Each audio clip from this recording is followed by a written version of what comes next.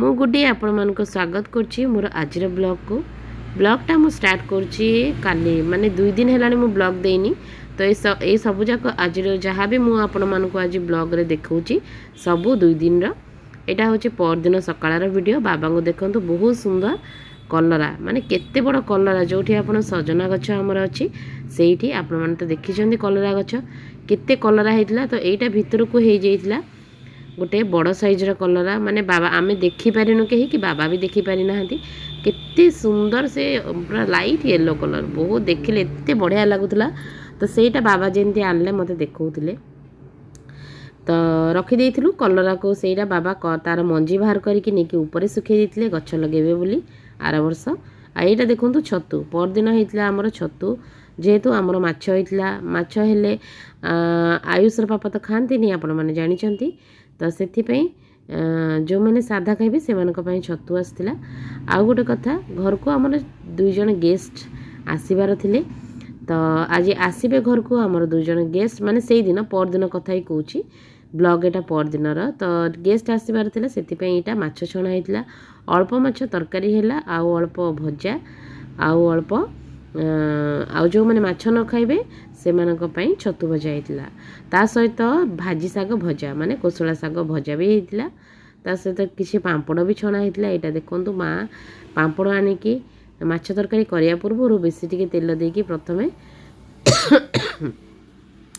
प्रथमे पांपड़ गरा को छाणिकी बाहर कर देथिले।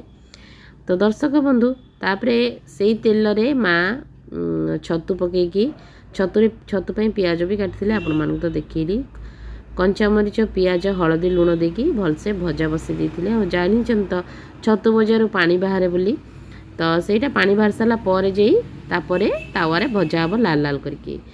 तो मु सेपटे भाजी दउथली माछ भजा जोटा कि माछ भजा को मानकर ना मु पुआ इलू तांको माँ बाबा आमे इतकी जन माछ भजा आ गेस्ट जो माने आसीचंदी सेमानक पई आ बाबा माँ तांको पई हेइतला माछ तरकारी जोटा कि माँ एबे बसेइबे छतु परे। एटा देखंतु छतु करि देइथिले माँ माने पानी आउ टिके टिके थिला मु माछ भजाटा बाहर कर साला परे मु कहली मते दियो मु सांग सांग भाजी दउची। तो कर साला परे भाजी देइथिलु एटा होची भाजी साग भजा एटा होची माछ छणा एटा होची छतु भजा। आ एटा देखंतु मोर माछ भजा केते सुंदर हेची पूरा एमती ही लाल लाल ही बेसी भल लागे। आईटा देखंतु ये होचंदी हमर से गेस्ट कथा मुझा जोटा आपण मानकु कहू आपण माने एई सार को निश्चित भाबे चिन्हि थिबे। ये कटक हो शायद मु भल से जानी नी कटक रो बाइबल सोसाइटी रे बोधे काम करथिले कटक रो कि भुवनेश्वर मु भल से कहि परिबिनी मु बाबा को भी पचारथिली। तो से बाइबल सोसाइटी रे काम करथिले जोटा कि से पश्चिम ओडिशा हो आमर कटक भुवनेश्वर एरिया हो से जाइछंती प्राय समस्त जानिथिबे तांको। तो एटा तांकर रिटायर्ड हे गेलेनी।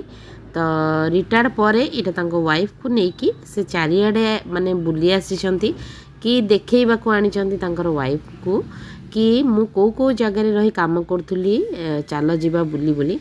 तो सेटा जहाँ भी हो चाकरी सरीगला परे निजर स्व इच्छा रे तो केते बसिबे जा हो तांकर सेतिकी गोटे इच्छा मन बल अछि बहुत दिनर इच्छा तांकर थिला कि मु जो जो जागा को माने जागा रे जाई काम करथुली मु सेई जागा को मु रिटायर्ड हला परे मो वाइफ को धरिकी मु जीबी बुलेबी से जागा गुड़ाक। तो जा हो से आसिले आ जेबे भी आसंते आम घरे खाती माँ को हाथर खाद्य तांको बहुत ही पसंद। तो से आसी खाई पी के आराम से गले। एटा देखो बड़ा पाओ एटा मु बने देथिली पुअर टिफिन डे एटा होचे काली सकाळ समय वीडियो दर्शक बंधु मो पुअर बहुत दिन रो डिमांड थिला कि माँ मु बड़ा पाओ खाइबी। तो बड़ा पाओ मु तो केबे भी बने नथिली मु सब यूट्यूब रे देखली आ बनेची। तो दर्शक बंधु आपण माने मोर वीडियो को मोर ब्लॉग को देश को सहर को गाँव देखुंत निश्चित भाव मते कमेंट रे जणेबे जहाँ द्वारा मु आपण मानकु धन्यवाद दे पारबी। आपण माने मो आवाज रु जानुथबे मो देह जम्मा भी भल लागुनी दर्शक बंधु मो आखि दीटा पई आ आखि थिले सिना मु भल से माने एडिट करबी वॉइस ओवर देबी तो मते तो जम्मा ही भल लागुनी तंटी बसी थंडा कफ सबकिछि दर्शक बंधु हेइछि। तो जहाँ भी हो निश्चित आपण माने मते मोर वीडियो को एते सारा भल पाइबा दउथबार बहुत बहुत धन्यवाद। आ मोर नुआ सब्सक्राइबर माननको बहुत बहुत स्वागत करछि आ बहुत बहुत धन्यवाद होछि। तो आपण माननको मोर वीडियो भल लागिले चैनल को सब्सक्राइब करिवे वीडियो को लाइक कर देबे। आजि पई रहिली।